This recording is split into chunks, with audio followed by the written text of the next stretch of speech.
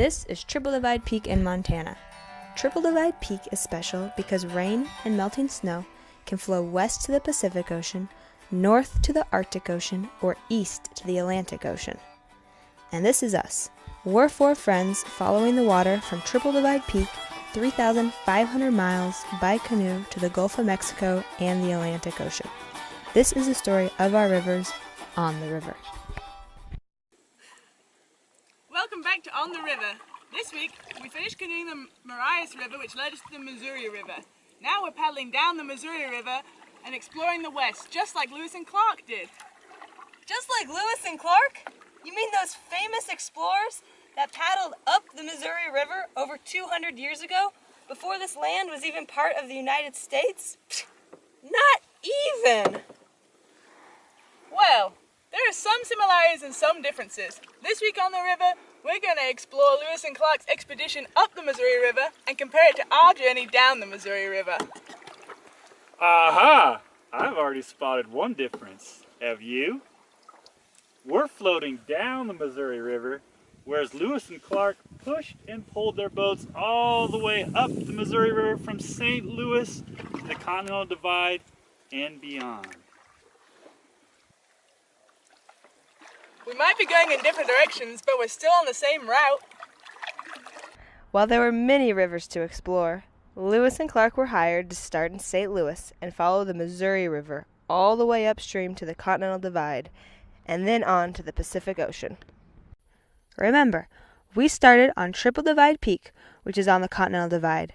Then we followed Cutbank Creek 103 miles to the Marias River, and then we canoed 190 miles down the Marias River to the Missouri River, and now we're on the Missouri River.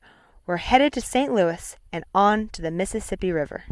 Oh, this is difficult! Oh my goodness! Keep going, guys, keep going. I'm so glad we're paddling downstream. Why would anyone ever choose to go upstream? Lewis and Clark went upstream because they were on an expedition to explore territory unknown to United States citizens. They wanted to see what existed, map the river, document the plants and animals, and meet the people already living there. They also wanted to try and find a route for boats from the Atlantic Ocean to the Pacific Ocean to increase trade. They told people like President Thomas Jefferson about everything they'd learned. We're not looking for a trade route because we know a route by river doesn't exist. But we are still exploring, just like Lewis and Clark. Although science know a lot of what exists out here, it's all new to us. We want to discover our rivers and share all the information we've learnt with you. For the trip to be a success, everyone on the Lewis and Clark team had different jobs. That hasn't changed, but some things have. Everyone on Lewis and Clark's team was male except Sacagawea, who played an important role for the team. Now half of On the River team is female, because girls now have the rights and freedoms to go on whatever adventures they want. Well, that was a great job loading, crew. Yeah. We're just about there. Sarah is like Lewis, because she is in charge of collecting scientific data and recording what we see, just like Lewis was.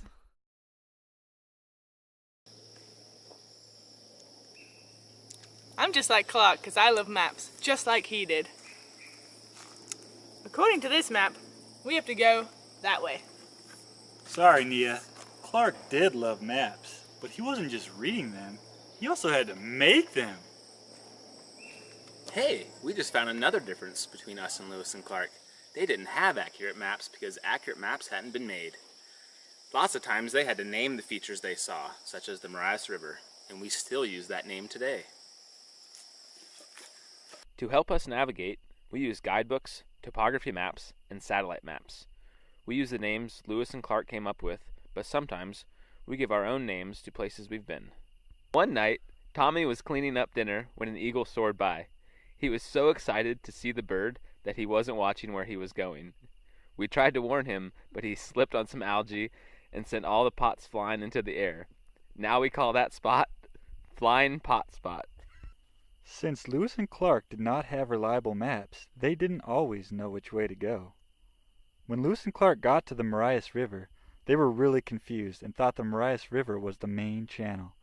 They went up the Marias River to Cutbank Creek before figuring out they had gone the wrong way.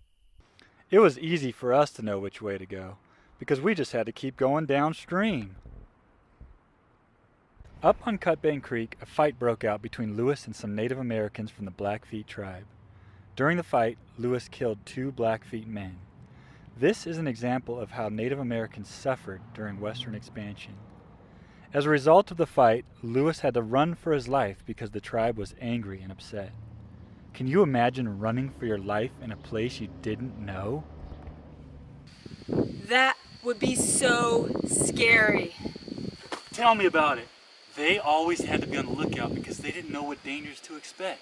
That'd be like us going to a faraway planet in a distant galaxy. Whoa! For the Lewis and Clark team, dangers were around every bend in the river. They had to worry about things like grizzly bears, disease, exhaustion, getting lost. Lewis even thought the mastodons still existed. They had the crazy big tusks. And even though there are no longer grizzly bears, warring Native Americans, or mastodons here, exhaustion is still a hazard for us.